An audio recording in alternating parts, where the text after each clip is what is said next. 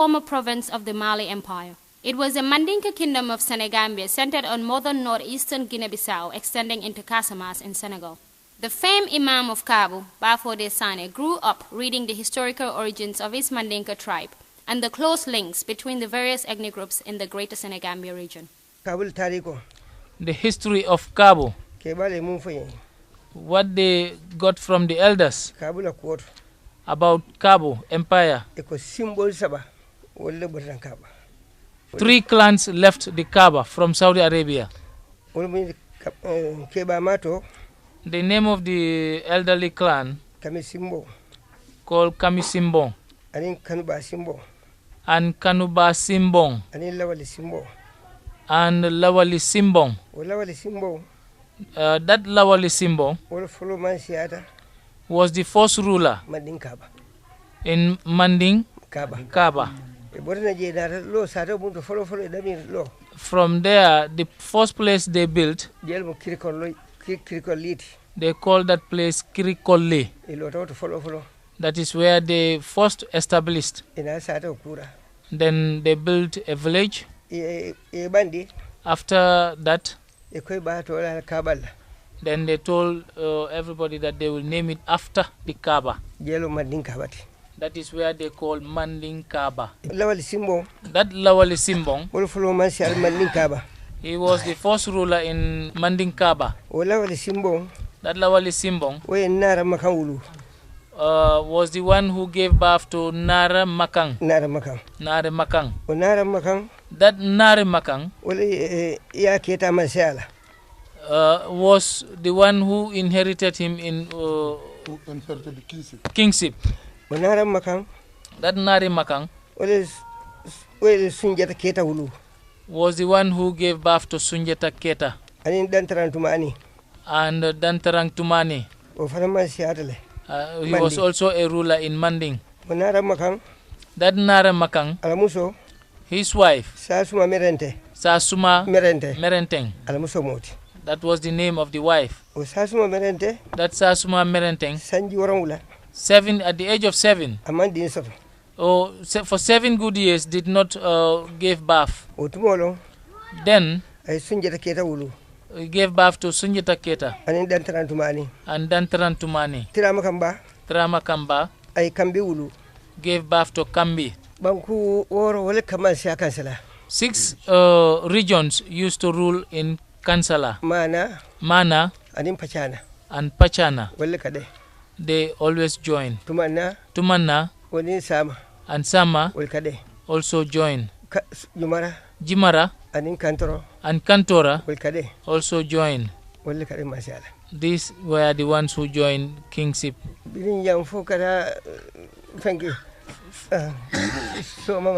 From here to around somewhere around Soma. Wherever you see this Nyancho so named, know that his origin is from Kaabu. It's from Kaabu. Up to Guinea Conakry. Up to Kinara in the southern region of Guinea-Bissau. Up to Nyomi in the Gambia. Wherever you see a Nyancho, the origin is from Kaabu. The Manswankas are originally from Mandinkas. The tribe called Biramolu also are from Mandinkas. The Lebos are also from Mandinkas. And the Serers, these are all Mandinkas. The meteoric rise of Kaabu and its gradual fall will continue to be critically examined and debated by historians and non-historians alike for many years to come. However, a brief analysis of the growth and expansion of Kaabu offers us some useful insights into what was once a bursting kingdom. Of all the rulers of Kaabu, none was more dominant than the 12th and last king Jankewali Sane. In a typical traditional setting, dependence on mystical powers was high on the political agenda. It was always in the minds of the people and anyone who was warming up for the throne. So we ask why Jankewali Sane's reign was characterized by war and violence. The reign of Jankewali from 1850 to 1868 marked the beginning of new form of exploitation. During the period of cash crop production, Kaabu Empire taxed the dependent territories to provide certain amount of farm produce for the people of Kaabu. That was actually carried out and extended up to Guinea-Conakry, in which Fullers were the dominant force. Therefore, with the new wave of trade, Kaabu was making effort to reaffirm, to entrench its dominance over the existing territories. While those on the southern part, especially southern rivers in Guinea-Conakry, were also mobilizing human and material resources to make sure that they challenge the strength of the Kaabu Empire in order for them to extricate themselves from the exploitation of Kaabu Empire. Consequently, the conflict degenerated to the violence between the Kaabu and the people of Fouta Djallon. And the Kaabu people were ready to be exterminated just to see that they are not dominated by the Fulani forces from Fouta Djallon in Guinea-Conakry. Mama Janke Wali was determined to expose Kaabu to all forms of tactics just to resist Fuller's invasion.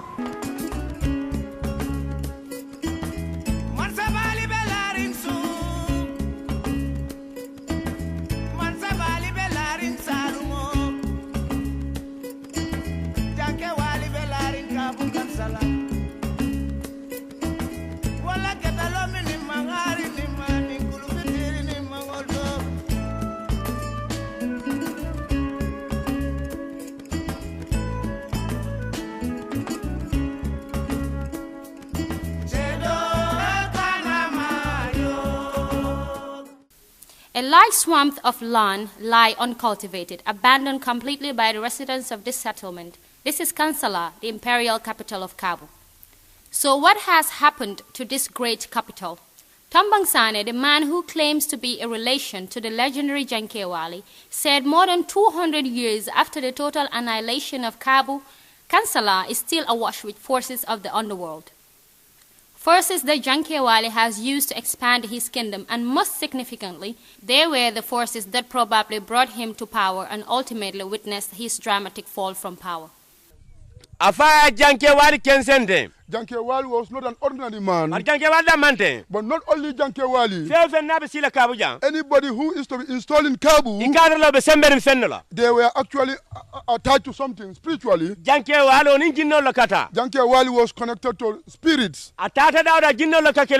Wherever he goes for war, the spirit will fight for him. That is why the genes or the spirit help him to explode the armory. Side by side with the socio-historical fact-finders, Tombong Sane explained the various conspiracy theories that made the rounds in Kansala during Jankewali's reign. To back up his argument, a shrine that was reportedly used by Jankewali's soldiers was cited as a classic example of the forces that virtually controlled everything that had to do with Jankewali and the kingdom of Kaabu. In this stone, Tombong Sane narrated, the soldiers preparing to go to war will know about their fate. But how? This is the white stone. The 5 clans. It belongs to the 5 clans here. Why it belongs to those 5 clans? At that time, Sonko, Sanyang, Manjang, Jambang, Konjira, they own this particular white stone. When they are going for war, this is where they sharpen their swords. And this particular hole you are seeing in the middle, this is where they pour the milk. The others hole in the corner there, normally the palm wine is normally poured there. This other one beside the main hole, this is where they pour the human blood. When they are going for war, they will come one by one. Whoever sharpened the sword, if actually see that particular white milk turned into black, they will actually ask the person to stay, because if the person goes, he will die. Whoever sharpened the knife and it is not not change, the color doesn't change, which means you will come back here safe. And whatever they say here, that's what they are going to do. And this was normally protected by the spirits or jinns. It was a time when Islam had not taken roots in this area and to the people. Combat operations were always based on two fronts: military might and spiritual capabilities. The raging controversy as regard the circumstances that led to the total annihilation of Kansala and the subsequent death of Jankewali loom large in the minds of today's generation of Kabunkas and the descendants of the Fullers of Futotoro. Different accounts from both sides of the divide have conflicting stories as regard the final moments of Jankewali when the end was inevitable. This version maintained that Jankewali disappeared, and Tombang Sane went on to say that no one can precisely say where Jankewali was buried. Jankewali. But generation to generation will come. Nobody will be able to identify the grave or the tomb of Jankewali. When the war was about to come, he called his Giriot Jaliwali Jebati. His wife Kumba Sambang. He convened a meeting. Whenever the Futa people identify my grave, Futa will end up ruling this world. From their shrine, that is Jalambantang,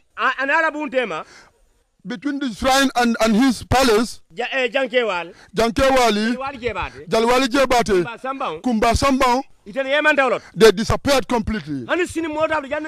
Nobody could identify the tomb of the wife, the Jali, and Jankewali himself. The view from Sefo Charnambalo of Kanjufa is different. According to him, he was told by his parents that when the Fuller army attempted to capture Jankewali Sane, he rushed to his gun stores and set it ablaze. Okay.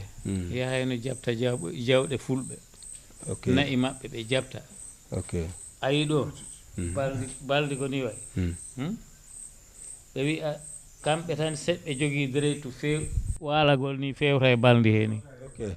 Now he said the thing is the Mandinka kings, the Mandinka and his people were invading the Fullers all the time, seizing their cattle, their wealth and whatsoever they have. And when we come to the side of bedding, they said only the kings, that is the Mandinkas, should lie comfortably on the bed. But for the Fullers, they have to lay across the bed. Yeah. Okay, that was one of the greatest reasons why the Fullers attacked them. But for them, anybody who is to be appointed a king here or a chief, if you are to be a governor at Kaabu, will not come back here to Kanjufa. You'll have to go to Tabajang. Okay. Okay, Tabajang is in the Kaabu region. You'll have to go to Tabajang. From there, you go to Kambana. You go to Wonango. You pay respect to the Bani Malaki tree, the lucky tree. Then you come here and sit on your throne. Here in Kaabu here. Alpha Bakari Gidali. It's Alpha Bakari Gidali. Alpha Mama Pare. And Alpha Mama Pare. They were the ones who fought the Mandinkas here. That's why since then it's the Fullers who have been ruling this area. That's how it has been. He was the 12th and last ruler of Kaabu, yet Jankewali Sane's reign was characterized by war and violence, demonstrating once again the military might upon which Kaabu was built. And when the end was near, the invading Fuller army fought with Jankewali's forces and ultimately destroyed Kaabu.